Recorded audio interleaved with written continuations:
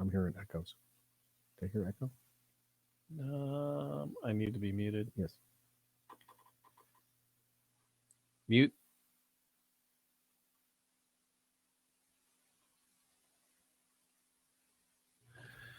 Shouldn't have the echo How's anymore. that doing? Yep, that's Yep. good. Thank you. Best Rehearsal ever. You're listening to the Podcast Detroit Network. Visit www.podcastdetroit.com for more information. I said, hey, welcome to the Man Cave Happy Hour. I said, hey, welcome to the Man Cave Happy Hour. We're gonna drink a fine whiskey and smoke a really fine cigar. Hey, there it is. It is time for happy hour. It is the Man Cave Happy Hour. Whiskey, cigar, spirits, the stories that go along with it. I'm Jamie Flanagan. I'm Matt Fox. Hey, I'm going bowling tonight. Take the shirt, skinheads bowling. see? Take them bowling. Just don't take them to the governor's mansion because that won't play well. Well, too soon. Ho, Too soon. Ho. Yeah. No, you don't want to. Oh, my gosh. Where'd that come from? What are you thinking? Me or you? The skinheads. Oh. Well, they weren't skinheads, but they weren't crazy in people. Not in the right mind. Not in the right mind. Not at all. Anyway. Hey, welcome to Just a Taste. Yeah, Just a Taste. Man Cave Happy Hour. We are in the palatial Podcast Detroit Northville studios. Been here for a few hours. Yeah, we have. Recorded a little Detroit City of Champions. We did. Recorded a little.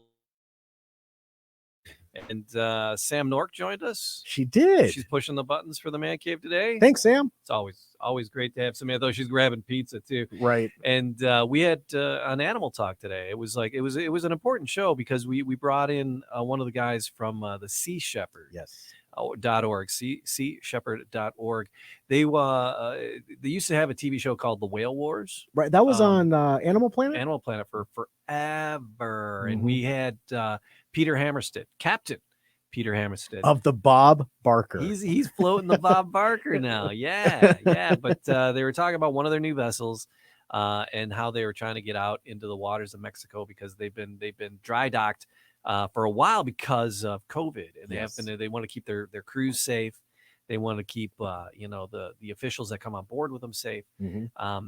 But there is a massive problem, and we got an animal going extinct. There's about 20 of them left. There's these little porpoises, little porpoise. Yeah. And I've just been saying the name wrong all day, but it's these little porpoises. They're the. Starts with a V. He said it a number of times. Yeah. Queens? That's close enough. Yeah, okay. But but there's like only 20 of them left. And it's not like they're being hunted. They're getting caught up in the nets while they're hunting these other fish. Yeah. But the other fish are endangered too. And it's illegal to fish them. So they're out there pulling up the nets. So it was really cool to talk to Peter on Animal Talk. So someone who truly is out there trying to make a difference. People are like, oh, they get their checks with like some sort of I don't want to badmouth anybody like PETA or anything, but if you want to give money to an organization that's really doing something, the seashepherd.org, those guys really do some amazing work. Yep. So we've been running podcast craziness all day. You know what? And why not finish the evening with just a taste of something? Nice dram. With a nice little dram of something that you've never had before. And that's the thing, just a taste. We like to try things that we haven't done. And talking about screwing up names. Come on, Michters? James. Michters. Yeah, Michters. man, Michters. Because it doesn't look like Michters. Yeah. Looks like Michigan or something. Mitchners. Michters. Yes. I don't know. All but right. This but is it's actually, just Michters. This is their small batch. It's just, small batch. It's a small batch. And that's for me personally, Jamie. I've always gravitated towards small batch versions of bourbon. Your Four Roses. What makes something a small batch? I really don't know. I just like, because I don't know if it's it looks pretty on the label, so I figured I'll get it. I'd have to look up. Oh, good. No, to keep going where you're going, and I'll dive into it. I've always gravitated towards a small batch because it's not universally out there. It's something that's out there periodically. And if I see something that says small batch, I'd like to give it a try. And I saw Michter's on the shelf. The price point was actually right on par with what I was looking to spend. Right. and I've had it in the past, but I never had the small batch. I'd had the regular Michters at one point in time, and I'll tell you, it surprised the heck out of me as to how drinkable it really was. So the difference between like a single barrel, Mhm. a small batch, and then your regular version. Educate me. So your single barrel comes from One barrel. a single barrel. I'm smart. Really? I know how to count to one. I can get there. Thanks for that. I can't sing you a song today because I forgot my teeth. But I have no idea where that came from. Neither do I, but it works. So a single barrel is from a single barrel. A small batch is from a relatively small batch of barrels mixed together. And then the regular ones are just they're larger vats and larger quantities pulled together for a particular taste. But small batches can have their own personalities. Mm-hmm. So it's Michter's small batch this year may not be the same as Michter's small batch next year. It may have a slightly different profile. When you get the Michters, as Michters, Michters. I see. I was segueing into the wrong thing. I convinced myself into the wrong thing. When you get Michters next year, it's going to be relatively the same.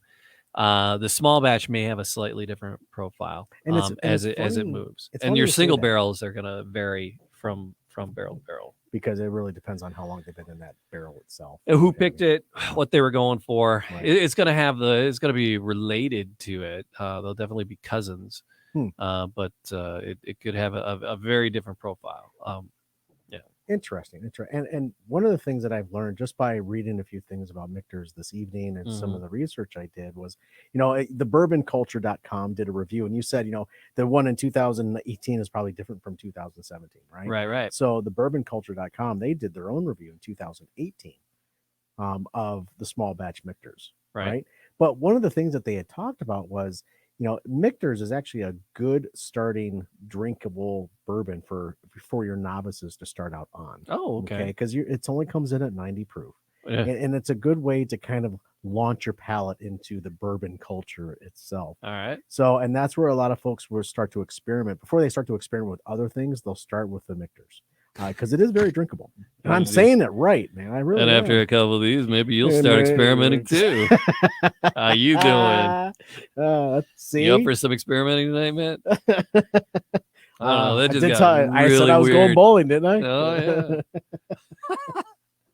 yeah. Fun.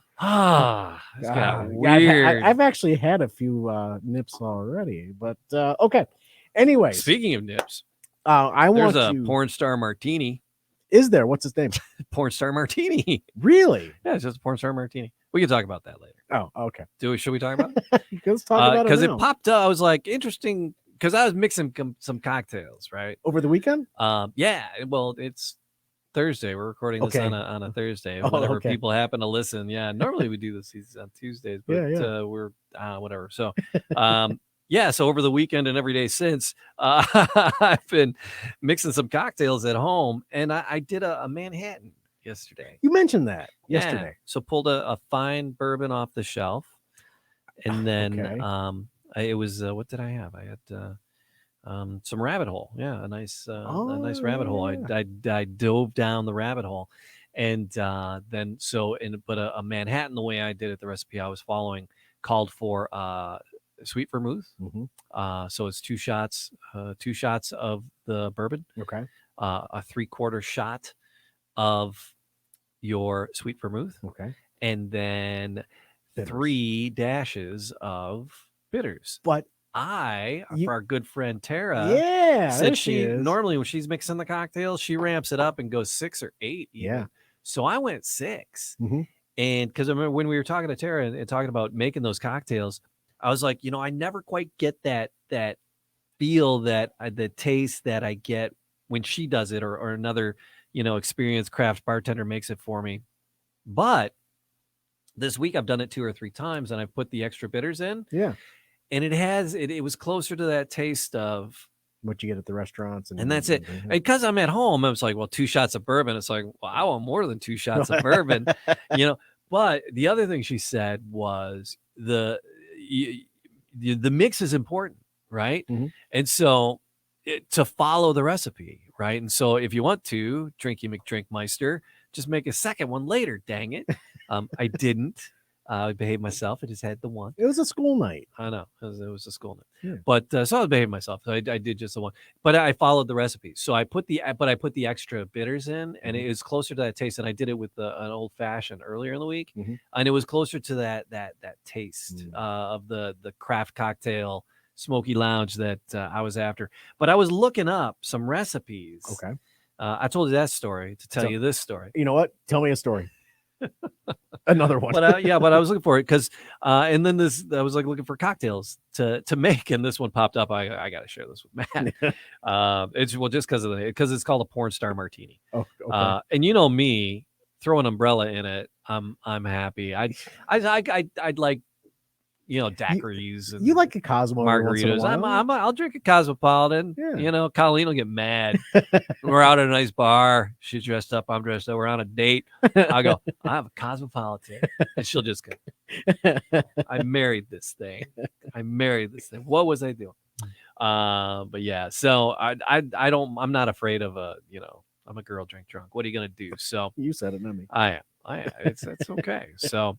So this martini does not remotely resemble the classic. This is coming off of liquor.com is where I found some of the recipes when we've done a couple where we're trying to play mix masters, and a lot of our recipes were coming off of this liquor.com. I like the stuff they put out there.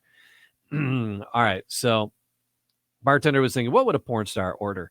And so he came up with this, it reminds him of a stripper's perfume. I don't know. I guess this is not quite. Get a little glitter on your lips when you take a sip. Is that what's going on? Yeah. I guess maybe. I don't know. So any case, this is a crowd-pleasing combination of vanilla passion fruit accompanied by a shot of sparkling wine. And yeah, so its origins from London's Townhouse Bar in the early 2000s and adopted all over the world. So we got 1.5 ounces of vanilla flavored vodka. Okay. Vanilla. I wonder if you could do it just like straight up vodka, right? And maybe a dash of vanilla. It's right there, Zim's. Yeah. Might as well. Because I don't like the flavored vodka. I don't normally stock up on the flavored vodka. Neither do I. I go straight up with the Zims. All right, so 1.5 ounces of the vanilla flavored vodka, 1/2 ounce of passion fruit liqueur. There, it's out there. 1 ounce of passion fruit puree. Okay, so we got vanilla, stripper name. Passion fruit, stripper name. Okay, puree. Could be. That's an upcharge. I don't even know what that means. A 1/2 ounce of lime juice, freshly squeezed. That's a downturn. And then 1/2 ounce of vanilla simple syrup. Okay. Oh, there's a hyperlink to vanilla simple syrup. 2 ounces of sparkling wine. And a half of a passion fruit as a garnish, and then you mix it all about. Yeah, so turn your life around. All right, you can serve the sparkling wine as a sidecar, or make it a bigger drink altogether. So that is the porn star martini with passion fruit. So we have to dig up some passion fruit because that sounds nice. It actually does sound refreshing. So yeah. I like mixing it up, right? Fair. But when we're doing bourbons, which we do time to time and often, do them neat. Do them neat first. Neat, yeah. Do them neat first, and then you can experiment with your Manhattans, so or Michters, your best New York sour, or God forbid you start getting into the more elaborate stuff that's out there. When you go to a craft cocktail place and they're making caffeinated bourbon drinks for you, Ooh, yeah. All right, so this is Michter's, yes. batch number 20G 1542. If that means anything to anybody. Yeah. It's on the bottle. It's got to mean something. That's it. So distilled in small batches. According to Michter's pre-Revolutionary War quality standards dating back to 1753. There's a rumor out there that that these actually are they age in the old Forester warehouses. Oh, okay. That's kind of what the rumor is out there, for storage. Old Forester, they heat their warehouses in the winter for a period of time, right? Effectively giving the whiskey that other heat cycle and another heat cycle for the whiskey to mature in the barrel itself. Who are we talking to? Oh, our friends in Tel Aviv in Israel, and they say that they're because of the heat. That the whiskey matures quicker. The whiskey they make there is matures quickly. So those hot summers, that heat will do it. Yep. Be in the upper rafters. That stuff is getting hot. Yeah, and little angels. Something for you. Holy smokes! All right. So you said this was a good. You just knows this, didn't you? This was a good entry level. There it is. I love the pop.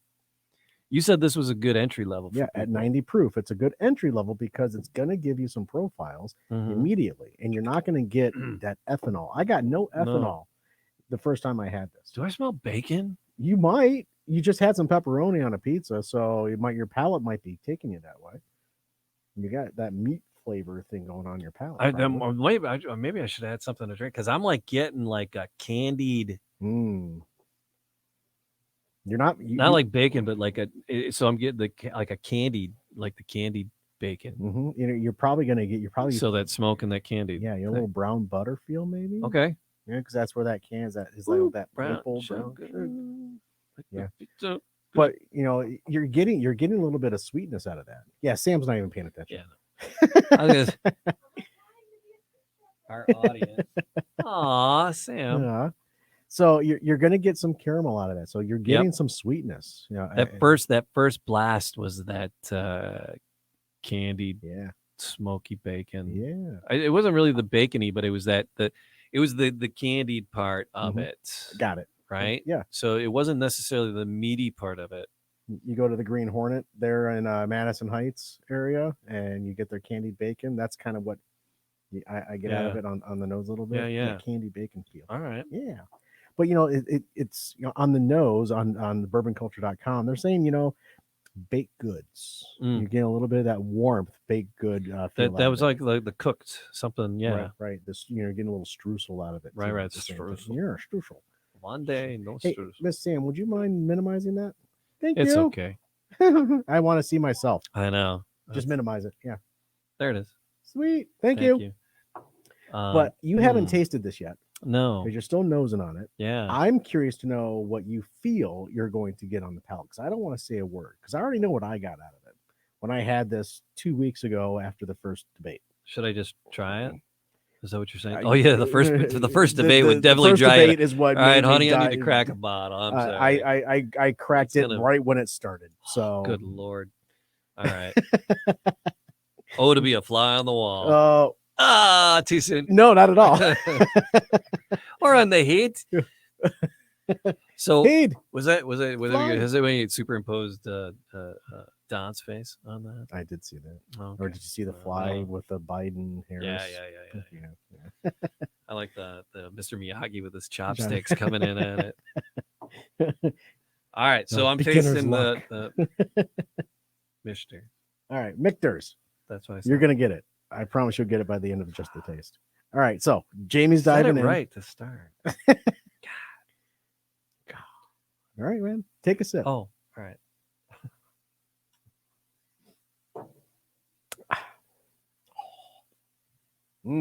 So yummy. I enjoy the heck out of this because it's so easily drinkable. It is drinkable. And you have to really pay attention when you are drinking on the Michters, because it is that drinkable. You'll find yourself 3-4 drinks later, neat, and next thing you're seeing vapor trails almost. Yeah. Well, okay, because here's the thing, right? Go for it. Bourbon is bourbon is bourbon. Yes, it is. Right. But they're minute differences in them. There's a couple that I don't like. That I'm like, we haven't done our rating system. We'll do our rating system. Yeah. But there are some that are dead to me. Oh wow, nosing it again. Almost like an icing. Oh, nice. Like a vanilla icing almost, or yeah. Not buttercream, but yeah. The nose after having sipped it. Mm. I'm getting an icing. Now it's rested on your palate. You've had a chance for it to mull over a little bit. I get, there's a little bit of spice, a little bit of that heat, but it's not overpowering anyway. It's like a very faint cinnamon feel to it, but it's like you're almost drinking a rye at the same time. Yeah. Right. That's the kind of the heat that you're getting at the onset. I'm not getting. See. And when I say heat, I mean it's not biting my face off. But there's a flavor in here, and and I go to because I'll listen to a couple other bourbon podcasts, Sure. and there's the guy does just great stuff, the Whiskey Cast, and he does his tasting and his tasting notes, and he is so precise, and and I think he's a cat that we talked about. He really suggested, just going to. It's like somebody asked him how does he do his tastings and how does he come up with this, all these descriptions, and he's like, well, you have to have the frame of reference. He goes, so go to the grocery store, and smell the spices.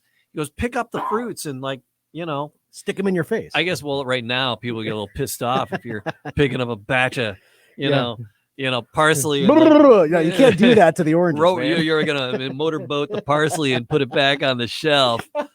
People are gonna get a little ticked off nowadays. What? I'm getting my palate. Whoa, I'm working on my palate here. What's wrong with you people? Ain't you never seen somebody being classy before? What the hell? All right, so, but yeah, and so but they I hate to steal from him, but he mentions like allspice and baking spices sometime, and there's something in here that's in the neighborhood of that for me. Something in a baked good department, maybe not quite a glazed donut, maybe the glazing on a donut, not a glazed donut, but the glazing on a donut. I can like a Krispy Kreme, not the taste of the donut, but the taste of the taste and the smell of the icing itself. Krispy Kreme is still not open on the inside. You can't go in and get your free Krispy Kreme when the red light's on. You're dead on the inside because Krispy Kreme isn't open on the inside. Just give me a flipping donut, okay? Now but you kind of nailed it, Jamie, from the very beginning. This is a very caramel. The icing. It's the icing. A lot of candy, feeling on the Michter. But it's not hit you in your molars sweet when you're tasting it. And then it's decidedly a bourbon. I mean, it's decidedly a bourbon. But and again, it's like I said, a bourbon is a bourbon is a bourbon. Right. But if we pause and really do that, because I can drink any bourbon. There's a couple that I'm like, that's a High West. Yes. And then Smooth Ambler. They do a lot of crazy stuff inside their drinks. So they really, I don't know, not because if they're bourbons, they can't be infused with anything, but they through the aging process, they introduce some really dramatic flavors into things. So when I say, there are bourbons that have like some pretty freaked out flavors in them. I mean, to be a bourbon, you can't have any flavoring, but those flavors and ideas are introduced through the woods and the things it was soaked in.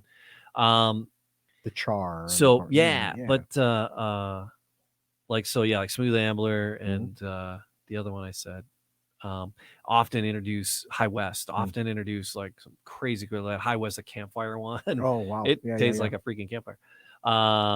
So I mean, when I say, but generally speaking, bourbons are bourbons until you really pause and break it down. Because if I just drank this, it's just bourbon. It's a very nice bourbon. It's not sweet hitting you on your molars or anything, but it is very nice. Yeah. I say it's a drinkable bourbon for someone that is just getting started in the bourbon world. This is a good starter. You might want to leave that here in the studio. I am. I'm telling you, I am, because we do talk bourbon quite a bit when we have folks come in, and we want them to partake. We want them to be able to feel comfortable, and sometimes a drink will do that. But this is a good starter because a lot of folks don't like bourbon. Right. but this is if someone wants to learn about it. Yeah, because we got some fun stuff. Yeah, we got do. some We really do. single barrel Jim Beam over there. We got some Jesse Jane from our bottom shelf pick. You took that rabbit hole home. I took that rabbit hole. Yeah, absolutely. I was being selfish with the rabbit hole. The reason why I can leave this here is because the price point. You know, the price. What was it? Yeah, it was $39.99. Oh, really? MSRP, yeah. I thought it was more than that. No, it is for the drinkability and for the price point. It's a good everyday drinker. Okay, yeah, it truly is, or it's a good bottle to share. That's with like friends. that's like your Eagle Rare. Mm-hmm. It's like right in that. It's right on par with the four. You know, I hate to say it, it's right on par with the Four Roses even. Yeah, the small batch Four Roses. It's right there. You know, if I put the Eagle Rare, I put Four Roses next to each other. Mm-hmm. I might go here. Yeah, because I'm digging the smell. Yep. Because I'll do that when I'm like I'll pour a bourbon, I'll like hop in the hot tub, mm-hmm. and it just kind of sit there. I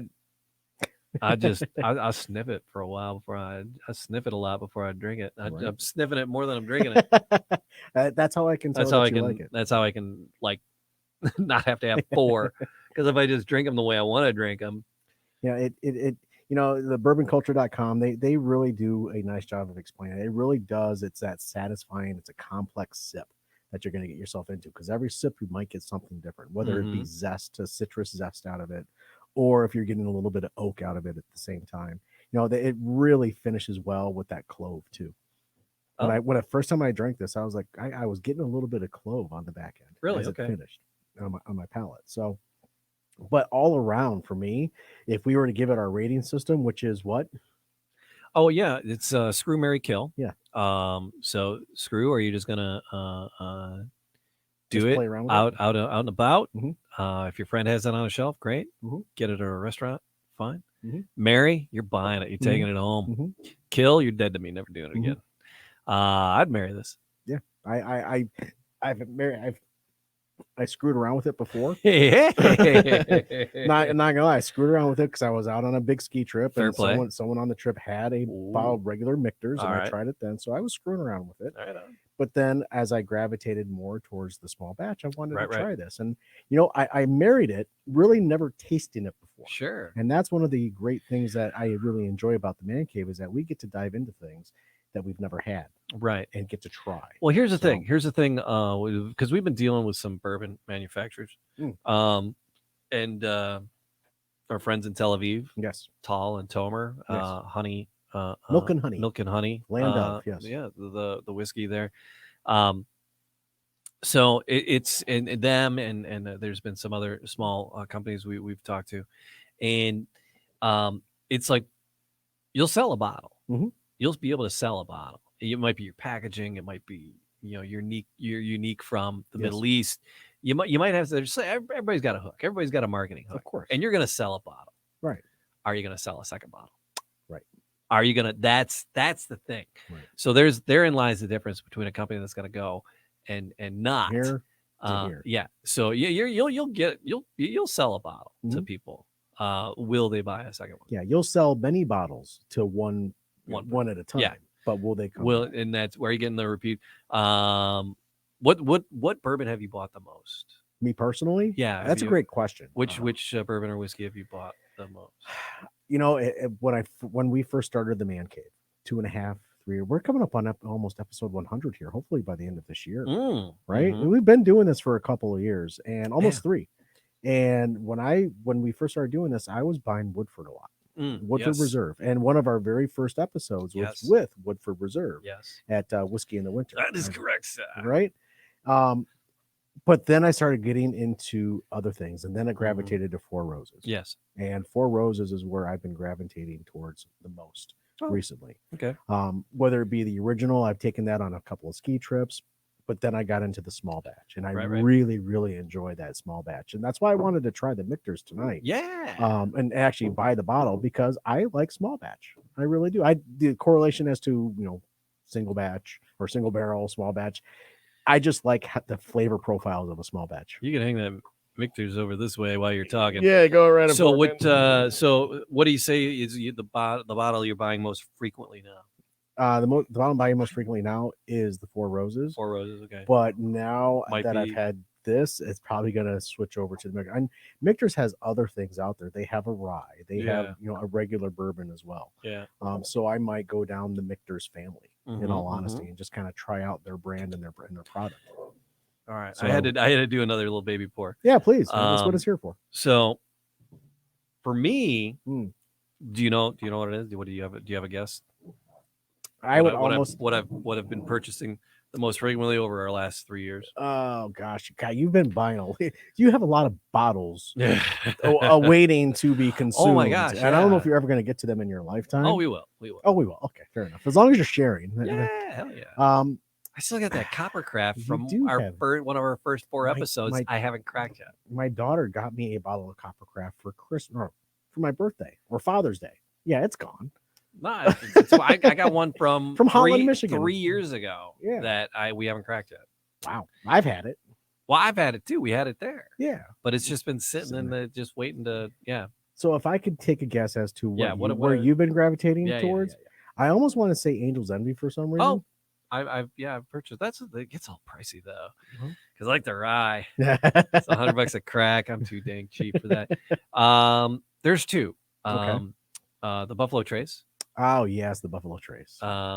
It followed closely, and then it would be close tie for second place of what I purchased the most frequently would be Elijah Craig, and then Long Branch. All right, I get that Long Branch in there, and then I end up knocking them out. 1-2 punch and it's done, or what? I tell you, it's put a straw in it, and it's Saturday night already. No, it was just Tuesday. What the hell happened? That Long Branch from Wild Turkey. It's the one that Matthew McConaughey, and I didn't know that when I got it. It was like, oh, Texas mesquite in a bourbon. I'm like, this should be interesting. I go from Wild Turkey. That's interesting. And so I got it, and I enjoyed the hell out of it. Nice. And when I started, I was like looking to get the second bottle, and that's when it popped up that it was Matthew McConaughey working with Wild Turkey, and that was his blend, that because he's the Texas boy, and so he brought the Texas into it. So yeah, so it's Texas boy hawking Lincolns. Is that what we're doing now? Yeah. So it's like with frequency, it's like Buffalo Trace. It's like it's just always good to have to share to, it's a good standard. And then so the Elijah Craig and then the Long Branch. But God, I've bought more Buffalo Trace. I've purchased more Buffalo Trace. We've had Buffalo Trace on the show. We've mixed drinks with the Buffalo Trace on the show. We had Buffalo Trace at a fundraiser for puppy dogs. We mixed up a nice little summer that cocktail. Just came up on my timeline as 1 year ago. It was just like 2 weeks aek ago or something. Just in the last week and a half, that popped the up. The Rockabilly chili cook-off. Yeah, I missed that. With this crazy way the world is, we can't play and run with scissors the way we used to. Raven Blackfall, who chimed in on Facebook. Oh, nice. So drinking bourbon live from Hamtramck. Oh, fair. Thanks, Raven. So cheers. Thanks for joining along. People hanging out and drinking with us. We appreciate that. I like when people are drinking with us because I feel like less like I'm drinking by myself. Was Raven the only one that chimed in to say hi? There were a couple of thumbs up. Oh, nice. Yeah. So Nick Krezi and Mike Dwyer and Michelle. Oh, very nice. Thanks, guys, for watching. Thanks for drinking. Michelle and the dog. What's the dog's name? Little white puffball. Michelle's Butters. Butters. Yeah, we love the Butters. Oh. I get to see Butters not this Saturday, the following Saturday at a Halloween party. Oh. And guess who gets to play music? Right. Hey. So right on. Little Halloween party and play some spooky tunes. Okay. As it is. But yeah, thanks for chiming in, guys. Appreciate that. I don't know. That was nice. Thanks for sharing that, Matthew. You're welcome. You know what? I always love to share a dram with you. Yeah. Because our people don't understand what happens after the microphones turn off, and the conversation after the fact. It's a lot like this, though. It kind of is, but not as uncolorful, let's say. But I appreciate your friendship. Truly do. Matt, it's just don't know how I'd get through without you. All right. I appreciate you, sir. Cheers.